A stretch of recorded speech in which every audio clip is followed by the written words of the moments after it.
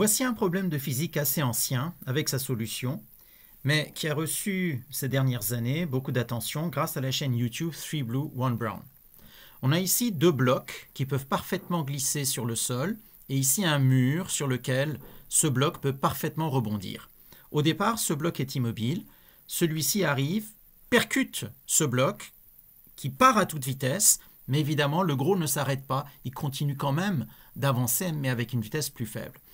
Le petit arrive, tape dans le mur, il rebondit, il revient percuter le gros, et en percutant le gros, qui est en train d'avancer vers la droite, il le ralentit. Mais ce faisant, le petit rebondit une nouvelle fois, il vient taper dans le mur, et revient encore taper dans le gros. Finalement, ce petit bloc va faire un certain nombre d'allers-retours comme ça, et à chaque fois qu'il va percuter le gros, il va le ralentir dans sa vitesse vers la droite, et à terme, ce qui va se produire, c'est que les deux blocs seront tous les deux en train d'aller vers la gauche, mais le gros avec une vitesse plus grande que le petit, si bien que plus aucune collision ne pourra avoir lieu ni entre le petit et le bloc, ni entre le petit et le mur. Et notre objectif, c'est de savoir combien de fois au total le petit aura subi une collision contre le bloc ou contre le mur. Si par exemple on prend le cas où ce bloc pèse autant que celui-ci, il y aura une première collision lorsque ce bloc va lui taper dedans. À ce moment-là, il va s'arrêter et l'autre va partir. Il va percuter ce mur, ça nous fait une deuxième collision. Il va revenir en arrière et va percuter ce bloc. Il va s'arrêter et l'autre va partir. Et donc, on aura au total 3 collisions. Eh bien, on montre que si le rapport des masses vaut 100, il y aura 31 collisions.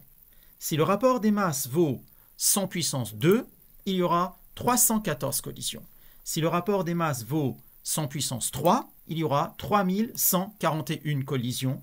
Et si le rapport des masses vaut 100 puissance 4, il y aura 31 415 collisions.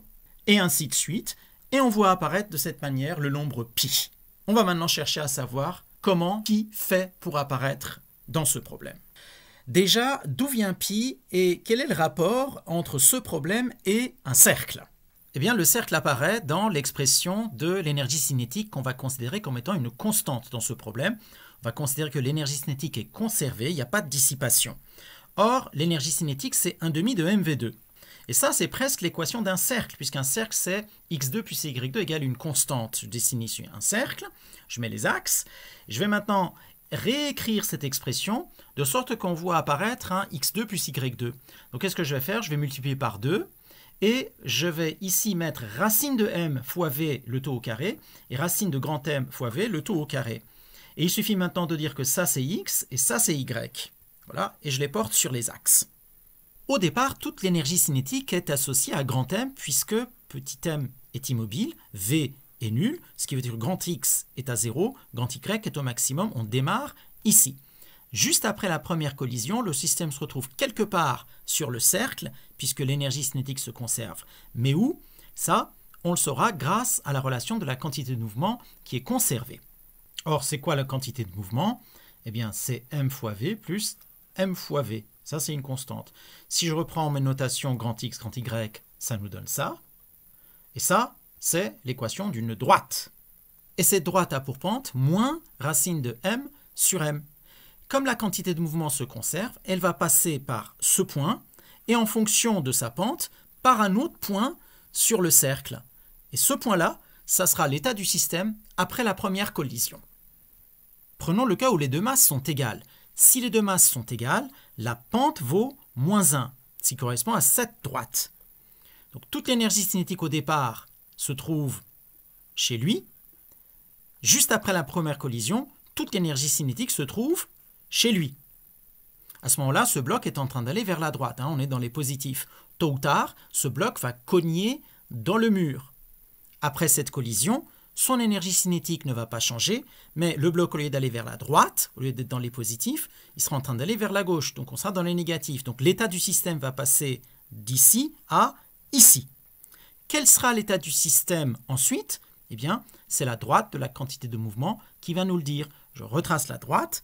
Et on arrive ici. Donc à l'issue de la première collision, le système se trouve dans cet état. À l'issue de la deuxième collision, il se trouve ici. à l'issue de la troisième collision, il se trouve ici, et ça c'est l'état final. Une remarque importante maintenant, dans ce cas particulier, l'état final du système se trouve pile sur ce point, mais de manière générale, l'état final du système sera quand même quelque part par ici. Pourquoi?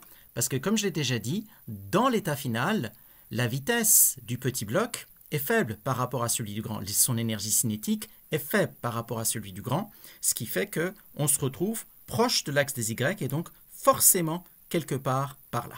Mais de ce côté, puisqu'ils sont forcément tous les deux en train d'aller vers la gauche. Maintenant, dans le cas général, la pente de la droite de la quantité de mouvement sera inférieure à cette pente, sera plus proche de l'horizontale, et on aura par exemple quelque chose comme ça. Cette fois, à l'issue de la première collision, le système se trouve ici, avec une part de l'énergie cinétique qui appartient au petit et une part de l'énergie cinétique qui appartient au gros. Ils sont tous les deux en train d'aller vers la droite, puisqu'on est dans les parties positives ici pour le petit et positives aussi pour le grand. Tous les deux, ils sont en train d'aller vers la droite. Fatalement, le petit va à un moment cogner dans le mur. À cet instant, son énergie cinétique ne va pas changer, mais au lieu d'aller vers la droite, il sera en train d'aller vers la gauche. Donc, on se retrouve ici. Là maintenant, ce qu'il faut remarquer, c'est que le petit il est en train d'aller vers la gauche, mais le gros, lui, on est dans les positifs, il est toujours en train d'aller vers la droite. Donc fatalement, il va y avoir collision. Où sera le système à l'issue de cette collision? Eh bien, c'est la droite de la quantité de mouvement qui va nous le dire. On va se retrouver ici. Maintenant, on est dans la partie positive et positive, ils sont tous les deux en train d'aller vers la droite. Fatalement, le petit va cogner dans le mur. Par conséquent, son énergie cinétique ne va pas changer, mais sa vitesse va changer. Il sera cette fois en train d'aller vers la gauche. Fatalement, les deux vont entrer en collision. Où sera le système à l'issue de cette collision? Eh bien, ici, et ainsi de suite. Et vous voyez qu'en faisant ça, le système est en train d'aller vers son état final. Et ce qui nous intéresse, c'est de savoir en combien d'étapes le système parti d'en haut va arriver en bas. Et ce nombre d'étapes va bien sûr dépendre de la pente de cette droite, indiquée dans cette expression ici, qui dépend du rapport des masses. Pente que j'indique par cet angle θ qu'on trouve partout ailleurs. Donc ce qui va nous intéresser, c'est la longueur de cet arc qui est partout la même. Or, quelle est la longueur de cet arc en radians? Eh bien ça, c'est le théorème de l'angle au centre qui nous le dit, c'est 2θ.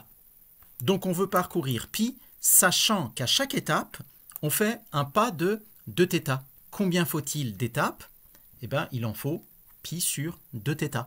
Mais comme à chaque étape, il y a deux collisions, une contre le mur, une contre le gros bloc, le nombre de collisions vaut 2π sur 2θ, c'est-à-dire π sur θ. Et θ est donné par la pente que voici, si bien que le nombre de collisions vaut π fois racine de grand M sur petit m. Si ce terme vaut 1, ce nombre vaudra 3, quelque chose, ce qui veut dire qu'il y aura 3 collisions, puisqu'on ne peut pas avoir des collisions fractionnaires. Si ce terme vaut 10, c'est-à-dire si le rapport des masses vaut 100, ça fera 31, quelque chose, donc 31 collisions, et ainsi de suite. Et voilà comment, grâce à des rapports de masse égales à des puissances entières de 100, le nombre de collisions donne les décimales de π.